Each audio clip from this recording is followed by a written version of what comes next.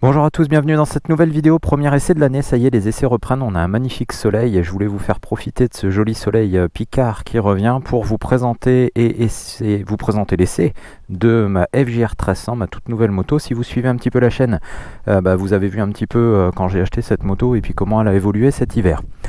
Donc là on se fait un essai, donc je vous présente la moto, je vous explique tous les détails, les caractéristiques et après on va aller rouler.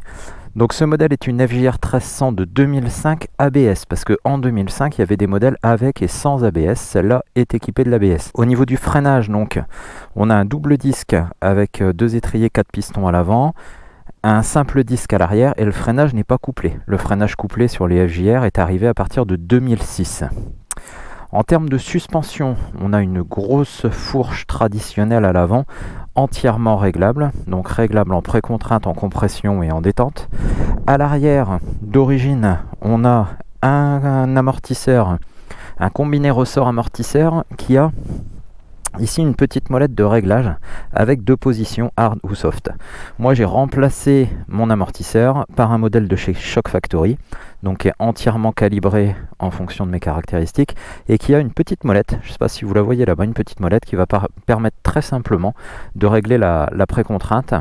Alors elle agit de manière combinée sur l'hydraulique, donc sur la compression et la détente, et vous avez 48 clics de réglage qui vous permettent d'aller plus ou moins ferme. En termes de pneumatiques, donc on est sur une montre tout à fait standard en 180 à l'arrière, 120 à l'avant, et sur ce modèle on est sur des Road 6 GT de chez Michelin qui sont vraiment d'excellents pneus, des pneus que j'affectionne vraiment beaucoup. Donc quand j'ai changé les pneus de la FJR, j'ai remis ceux-là sans la moindre hésitation. En termes de motorisation, donc elle est motorisée par un moteur 4 cylindres en ligne de 1300 cm3, 16 soupapes. Donc c'est un moteur qui est très coupleux. C'est ça qui est agréable sur cette moto, vous allez le voir en roulant tout à l'heure, c'est un moteur qui a énormément de couple. C'est un moteur qui du coup ne tourne pas très haut dans les tours, qui est très doux, très souple, silencieux, très fluide, vraiment un moteur super agréable. Dans sa version libre, parce qu'il y aurait possibilité sur ces modèles-là de les débrider comme elle est équipée de l'ABS, elle développe 146 chevaux. La mienne est encore bridée, donc elle développe 106 chevaux. Je pense pas la débrider parce que franchement les 40 chevaux supplémentaires ne servent pas à grand chose. Et pour avoir eu les retours de beaucoup de personnes qui les ont débridés, le gain est vraiment dans les tours, très haut dans les tours. Et aucun intérêt sur une FJR, c'est une moto avec laquelle on cruise. Alors on peut cruiser dynamique parce que c'est une machine qui est très saine et qui marche très bien. Mais voilà, moi j'ai aucun intérêt à aller chercher 146 chevaux. D'autant que la manœuvre doit être faite par un concessionnaire Yamaha et que ça vous coûte quasiment 1000 euros. Donc 1000 euros pour gagner 40 chevaux que j'utiliserai jamais, je vois pas trop l'intérêt. C'est un gros gabarit cette moto, donc c'est une moto qui est assez large, qui est assez longue, qui pèse près de 270 kg. Mais vous allez le voir en roulant tout à l'heure, c'est une moto qui malgré ça est très agile. Elle est un petit peu lourde à manœuvrer quand on est à l'arrêt, évidemment, c'est une grosse mémère. Par contre, dès qu'on démarre, c'est un vrai vélo tout de suite. Elle a un train avant qui est très directionnel et c'est vraiment très agréable. Donc sur la mienne, en termes d'équipement, qu'est-ce qui change par rapport à l'origine? Alors j'ai un radiateur en aluminium gros volume parce que mon radiateur d'origine était bien fatigué, il commençait à fuir, donc je l'ai remplacé par un modèle en alu gros volume. J'ai une bulle haute transparente de chez Segdem. J'ai des phares LED, donc ça je ferai peut-être une vidéo là-dessus quand j'aurai fini de tout peaufiner. Mais donc j'ai les veilleuses, les phares, les clignotants qui sont en LED. Alors pour l'instant mes clignotants clignotent très vite, vous allez le voir tout à l'heure, mais j'ai une centrale clignotante adaptée que j'ai tout simplement pas encore eu le temps de monter. À l'arrière j'ai les clignotants LED aussi. Par contre au niveau des feux stop c'est pas des LED parce que pour l'instant on n'a pas trouvé de modèle qui fonctionne parfaitement sur la FJR, donc je suis toujours sur les ampoules traditionnelles. En termes d'équipement, elle a ensuite un support de téléphone. Donc ça, je vous mets la petite fiche juste au-dessus, le petit lien sur la vidéo. J'ai fait une vidéo là-dessus où j'explique tout ce système de support de téléphone. Donc si ça vous intéresse, je vous invite à aller voir tout ça. Au niveau des valises, d'origine, la FJR elle est livrée avec des valises d'origine Yamaha aux couleurs de la moto. Donc celle-ci est dans un coloris vert jade. Moi quand j'ai acheté la moto, je n'avais pas les valises. Et du coup elle est équipée de supports Shad avec deux valises Shad et un top case JV. Alors j'ai des valises Shad et un top case JV. Pourquoi? Parce que le top case JV propose cet arceau qui est très solide, qui est très rigide. C'est pas un top case qui vient se mettre sur le porte-paquet d'origine. et on peut le charger plus, il est plus rigide, plus solide, et quand on a un passager qui est appuyé dessus, voilà, on a une meilleure rigidité, on risque pas d'endommager des choses sur la moto. Pour ce qui est du reste, la moto est entièrement d'origine, mécaniquement entièrement d'origine, silencieux d'origine, j'ai absolument rien changé. En termes de freinage, j'ai changé les disques à l'avant, je suis resté sur les modèles d'origine de chez Yamaha, vraiment il n'y a aucun changement. D'origine, cette moto est évidemment équipée d'une béquille centrale et d'une béquille latérale. Au niveau du poste de commande, donc on va retrouver un interrupteur pour les warnings qui est ici. Donc c'est pas le meilleur emplacement, hein. Sincèrement c'est pas le meilleur qui soit, je sais pas pourquoi on n'a pas un commodo au guidon. On a un petit vide-poche ici avec une serrure électrique. Donc vous ne pouvez l'ouvrir que quand le contact est mis, sinon il est verrouillé. Là le contact n'est pas mis, j'appuie, ça va pas s'ouvrir. Ensuite on retrouve toute l'instrumentation classique. Donc vous allez avoir, quand vous mettez en route, tous les voyants traditionnels. On a l'heure, on a la température moteur, on a 2 trips, on a le kilométrage total. On a une jauge d'essence, donc on a un réservoir de 25 litres, donc on a vraiment une bonne autonomie. On dépasse allègrement les 300 km sans aucun problème. Vous voyez là j'ai déjà fait 260 km et il me reste encore un quart du réservoir. La bulle, alors la bulle elle est réglable électriquement, donc ça c'est super confortable. Quand vous coupez la moto, la bulle redescend automatiquement et après vous avez un interrupteur ici qui va vous permettre de régler la hauteur jusqu'à une position complètement haute comme ça. Et quand je viens éteindre la moto, ma bulle redescend automatiquement. Donc moi je vous avouerai que je roule tout le temps avec la bulle en position haute. Parce qu'on est tellement bien que je roule toujours position haute. Sur la mienne, il y avait des poignées chauffantes mais qui fonctionnaient plus, donc j'ai enlevé et de toute façon je n'en remettrai pas parce que je m'en sers pas, je préfère les gants chauffants, j'utilise des gants chauffants de chez Furigant. J'ai fait aussi une petite vidéo de présentation, je vous mets le lien ici si jamais vous voulez aller jeter un petit coup d'œil. Et voilà, pour le tour de cette FJR en statique, je pense qu'il n'y a pas besoin d'en dire beaucoup plus. Là ce qui vous intéresse c'est d'aller rouler, donc on va maintenant partir, on va aller rouler, on va faire un petit peu de campagne, un petit peu de ville, un petit peu de voie rapide pour la confronter un petit peu à toutes les situations et puis que je puisse vous donner un petit peu mon ressenti et que vous voyez un petit peu comment se comporte cette machine. Allez, on est parti.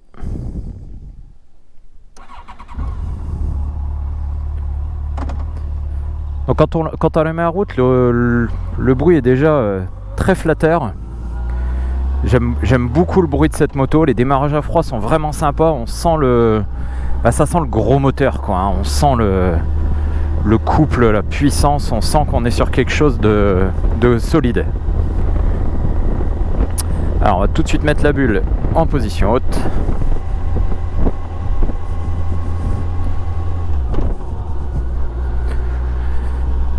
Et on va faire notre petit périple habituel.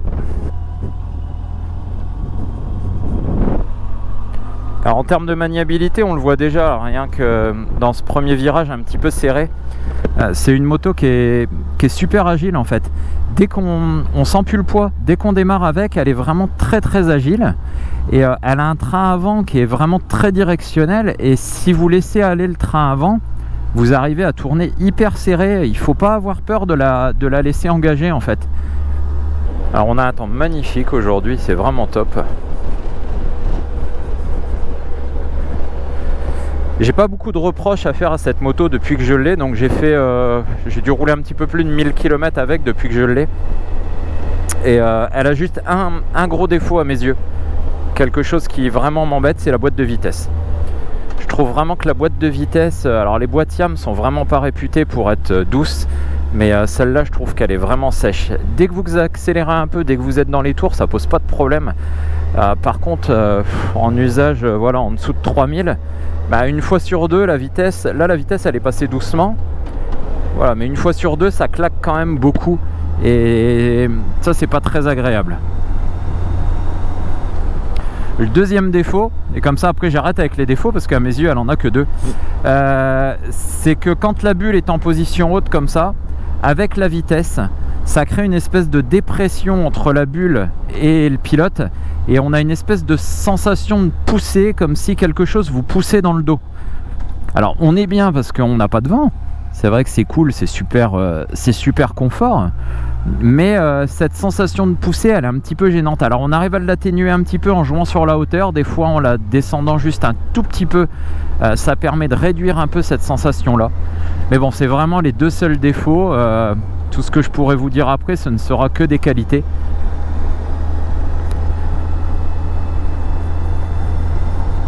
Voilà, donc là on est sur des petites routes départementales, donc légèrement bosselées. Le confort est royal, quoi. Vraiment, moi j'ai été vraiment bluffé. C'est ce qui m'a. J'avais l'habitude de rouler avec une Fazer 1000, qui est déjà une machine polyvalente et confortable, mais ça n'a rien à voir. La FJR, ça n'a rien à voir. En termes de position de conduite, vous avez les pieds beaucoup plus bas. Vous êtes assis parfaitement droit, la selle est très large, très confortable. Les poignets vous tombent directement sous la main, quoi. Vous êtes pas penché, vous êtes vraiment bien, quoi. Tout tombe sous la main, on est super bien installé. Puis pour être honnête, j'ai 3 motos depuis que j'ai la FJR. Alors après il y a aussi l'effet nouvelle moto, je viens de l'avoir, mais depuis que j'ai la FJR, je roule qu'avec la FJR en fait. C'est un tel plaisir de rouler avec cette moto. Ouais, le moteur est doux, le moteur est silencieux, mais pas trop. C'est-à-dire qu'on a quand même cette sensation, il est flatteur à l'oreille, mais après il fait pas de bruit, il va pas déranger les gens. Puis là, regardez, depuis tout à l'heure, j'oscille 2005-3000 tours, et ça va tout seul, c'est que du bonheur. Et le moteur est tellement plein partout que là, je suis à 70 en 5e. Et tranquille, quoi. Alors c'est une boîte 5, elle a évolué après sur une boîte 6. Là sur les modèles 2005 on est sur une boîte à 5 rapports. Là je suis sur une route qui est quand même pas mal bosselée, et ça absorbe tout. La fourche a été refaite complètement, je l'ai refaite complètement cet hiver. Donc j'ai changé tous les joints, je l'ai bien nettoyé, j'ai changé l'huile. L'amortisseur arrière est neuf, on est trop bien, quoi. C'est... Pour cruiser comme ça, là, 80 sur une petite départementale au soleil en profitant du paysage, c'est bonheur. Et là, j'ai pas un poil de vent. Les carénages sont larges, j'ai les jambes bien à l'abri. La bulle et la tête de fourche font vraiment bien leur effet. J'ai aucun vent. J'ai pas de vent sur les mains, j'ai pas de vent sur les épaules, j'ai pas de vent sur mon casque. Je suis vraiment complètement abrité et c'est hyper agréable. Ce que j'adore avec cette moto, c'est la sensation de sécurité qu'elle procure. En fait, moi, je roule quand même pas mal, et je roule par tous les temps. Et là, j'ai attaqué avec la FJR sur les mois de janvier-février, les mois d'hiver, en roulant sur des routes qui sont vraiment pas propres du tout. Pour aller travailler, je passe que par des petites routes comme on est en train de faire là, en fait, et les routes étaient sales. Et avec les Rod 6 GT... l'ABS, le châssis de la moto qui est vraiment bon, on se sent en sécurité. C'est ça qui est vraiment appréciable sur cette moto. Et l'autre point que j'apprécie beaucoup dessus aussi, c'est que je prends énormément de plaisir sans rouler très vite, en fait. C'est que quand vous avez des motos type 1000 Fazer, des motos qui débordent de chevaux, dès que vous ouvrez un peu pour vous amuser, vous allez très vite, vous allez trop vite. Et avec celle-là, non, on arrive à prendre énormément de plaisir sans monter énormément dans les tours, sans rouler vite. Je sais pas, elle procure, c'est difficile à décrire, mais le bruit du moteur, le confort de la moto, le comportement de la moto fait qu'on prend énormément de plaisir sans rouler comme un fou, quoi. C'est vraiment super.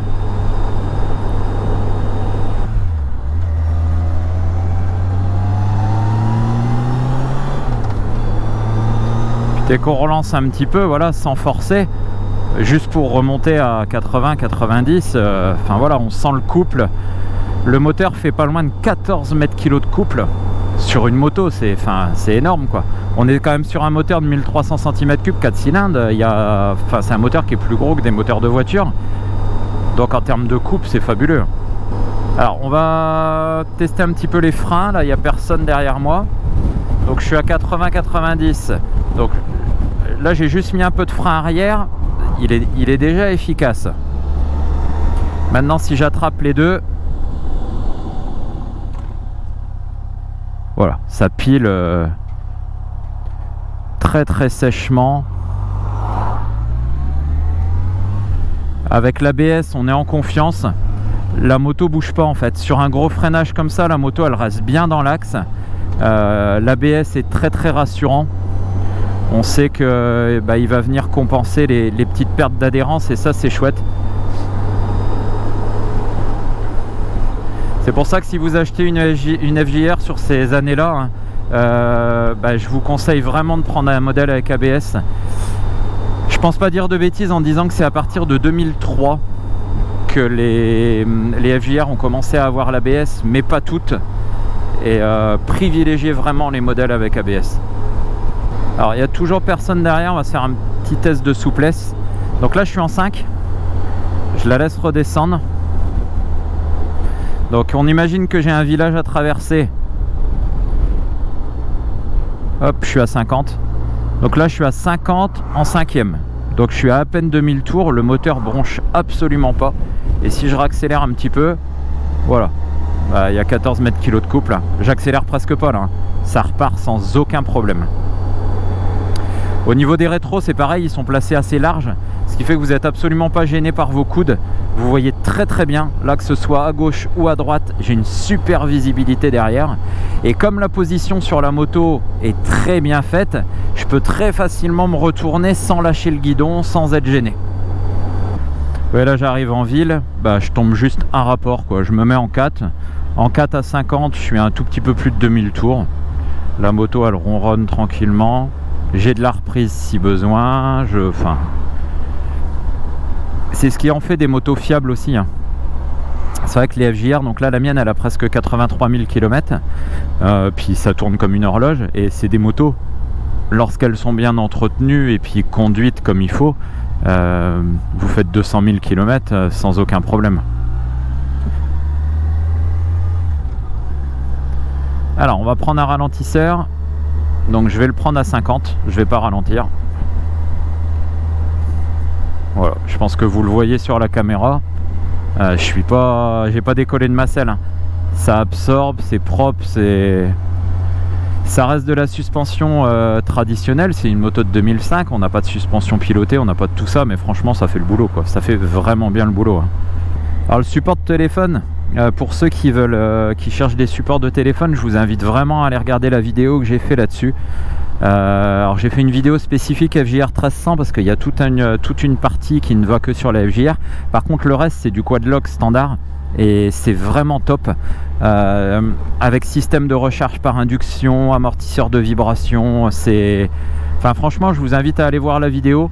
Si vous cherchez un support, on est vraiment sur de la top qualité, ça résiste super bien, ils ont fait des tests à plus de 200 km/h sur des roadsters et puis ça bouge absolument pas.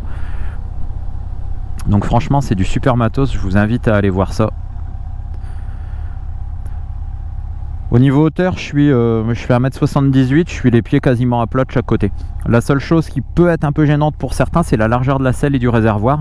On a quand même les jambes assez écartées, mais sinon, voilà, quand on est posé en ville comme ça, on est très très bien. Et puis on arrive à manœuvrer, comme la moto est lourde, les manœuvres à basse vitesse peuvent être un peu délicates, et au moins on n'est pas sur la pointe des pieds, on a quand même les pieds quasi à plat.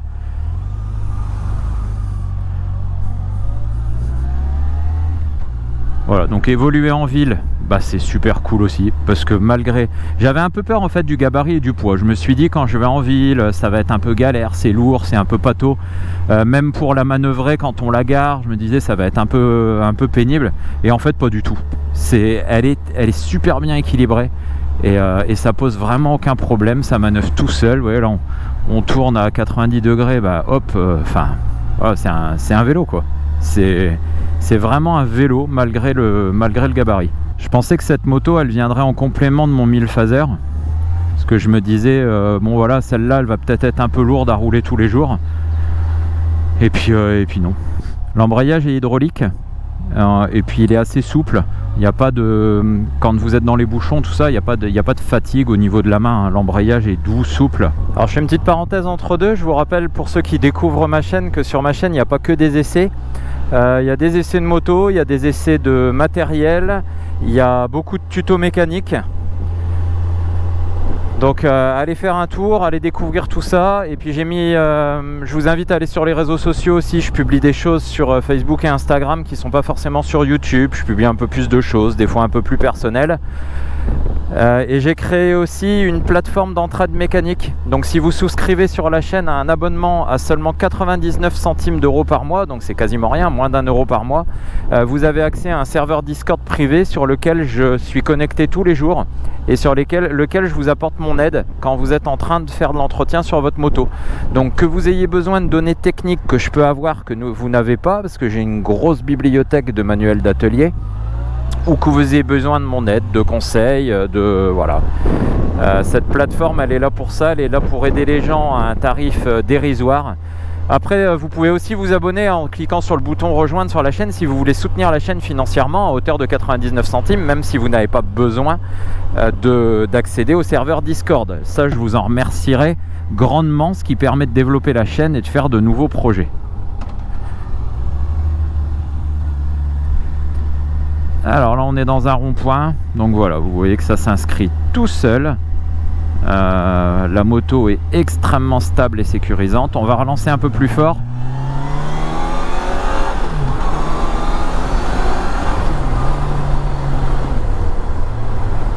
Voilà, donc on a 106 chevaux, mais sincèrement, c'est ce que j'expliquais au départ, je vois pas l'intérêt de la débrider. Enfin, moi j'en vois vraiment pas l'utilité, il y a largement de quoi faire. Alors on va maintenant partir sur l'autoroute, sur une voie rapide, pour voir un petit peu comment elle se comporte à des vitesses un petit peu plus élevées.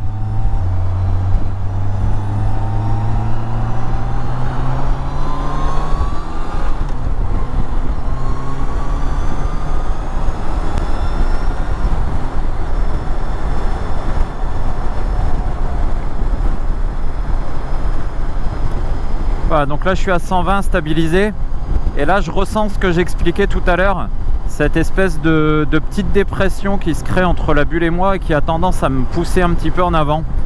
Donc ça c'est un petit point un peu négatif. Ça a été corrigé sur les FJR plus récentes avec un nouveau profil de la bulle qui réduit cette sensation là. Cependant à 120 j'ai pas de vent, je pourrais rouler la visière ouverte sans aucun problème. J'ai quelques turbulences là au niveau des épaules, je pense qu'il y a un petit peu de vent aujourd'hui. Après, en jouant un tout petit peu avec la hauteur de la bulle, vous arrivez à faire varier un petit peu les dépressions qui se créent et puis ça vous permet d'être plus confortable. La moto pour rouler sur voie rapide ou sur autoroute, elle est extrêmement stable, extrêmement sécurisante. C'est une machine qui est faite pour ça, c'est une GT, hein, elle est faite pour faire des kilomètres. Et j'ai pas encore fait de longs trajets avec, mais je pense que franchement du long trajet avec même des grosses portions d'autoroute, ça se fait vraiment tranquille.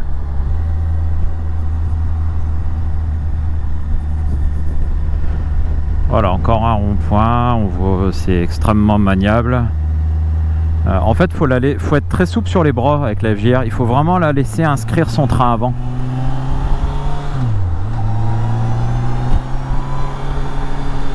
Puis dès là j'hausse un petit peu le rythme sur l'insertion avec un peu plus d'angle, ça va bien, hein, c'est vraiment stable, hein. Voilà, là je prends quand même un peu d'angle, hein, et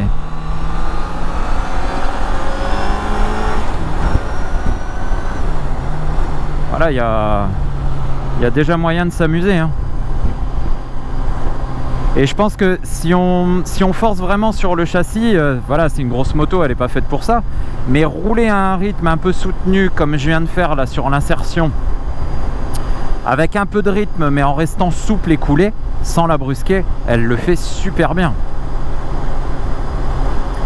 Voilà, et puis là encore une fois je suis calé un petit 120, je suis un petit peu plus de 4000 tours et ça cruise tranquille. On va doubler le camion, on va voir la reprise. Donc là je suis à 100, je réaccélère, voilà, et ça repart ça repart comme un 1300 doit repartir, hein. Il y a ce qu'il faut. Alors dernier petit point que je voulais aborder sur la FJR, c'est au niveau de la fiabilité, de la mécanique, de l'entretien. C'est des motos, donc je disais tout à l'heure, qui sont extrêmement fiables. Le seul défaut que vous allez trouver sur la FJR, sur lequel il faut vraiment être vigilant, c'est la chaîne de distribution et le tendeur de distribution. Donc sur ces années-là, il y a des petites faiblesses au niveau des tendeurs de distribution et des chaînes. Et il est grandement recommandé de contrôler le tendeur tous les 40 000 et de le changer tous les 80 000. Moi je suis même presque plus d'avis de le changer tous les 40 000 parce que quand vous avez un tendeur défaillant, ça peut être une catastrophe très rapidement pour votre moteur. Et la chaîne de distribution, il y a eu pas mal de cas de casse de chaîne de distribution, et donc cette chaîne de distribution, il faut bien la remplacer tous les 80 000, c'est impératif. Donc quand vous achetez une moto d'occasion, faites attention. Soit vous pouvez suivre la petite vidéo que j'ai fait, pour laquelle je vous mets le petit lien juste en haut, qui va vous aider à remplacer votre chaîne de distribution vous-même et vous faire de grosses économies, mais il faut déjà un niveau de mécanique assez avancé et du matériel. Si vous faites ça au garage, vous en avez vite fait pour 1000 €. Changement du tendeur, changement de la chaîne, réglage du jeu aux soupapes, on en a vite fait pour 1000 balles. Donc quand vous achetez une FJR d'occasion, il faut vraiment que vous soyez vigilant là-dessus, selon le kilométrage, pour être sûr que ça a été fait. On voit des FJR qui ont plus de 80 000 sur lequel ça n'a pas été fait. Moi je m'aventurerai pas à continuer de rouler avec une moto comme ça, parce que si vous avez une casse de chaîne, vous faites le moteur, hein. Le moteur il est mort, hein. Sinon pour le reste, il n'y a pas de point de particulier, c'est tout l'entretien classique, tous les points de graissage classiques, mais elle n'a pas de faiblesse majeure. Les moteurs sont très fiables, on a énormément de FJR qui passent les 200 000. Globalement c'est des motos qui n'ont pas été brusquées, hein. Quand vous achetez une FJR 1300, c'est pas pour aller faire du circuit. Donc voilà, c'est des motos qui sont bichonnées, c'est des motos qui durent dans le temps. Donc vous pouvez globalement, si vous avez de l'historique dessus et que la moto vous semble propre, y aller les yeux fermés. Voilà pour cet essai, j'espère que ça vous a plu, j'espère que ça, pour ceux qui s'intéressent à la FJR ou qui veulent acheter une FJR, ça vous aura donné toutes les infos dont vous avez besoin. N'hésitez pas à commenter cette vidéo, n'hésitez pas à poser des questions, n'hésitez pas à la liker si elle vous a plu. Pensez à vous abonner à la chaîne, à vous abonner sur Facebook et Instagram, à rejoindre la chaîne avec le petit bouton rejoindre si vous voulez participer un petit peu au soutien économique de la chaîne pour la toute petite somme de 99 centimes par mois, même pas le prix d'un café que vous mettez pour m'aider. Je vous en serai grandement reconnaissant et je vous dis à très bientôt dans une nouvelle vidéo. Salut!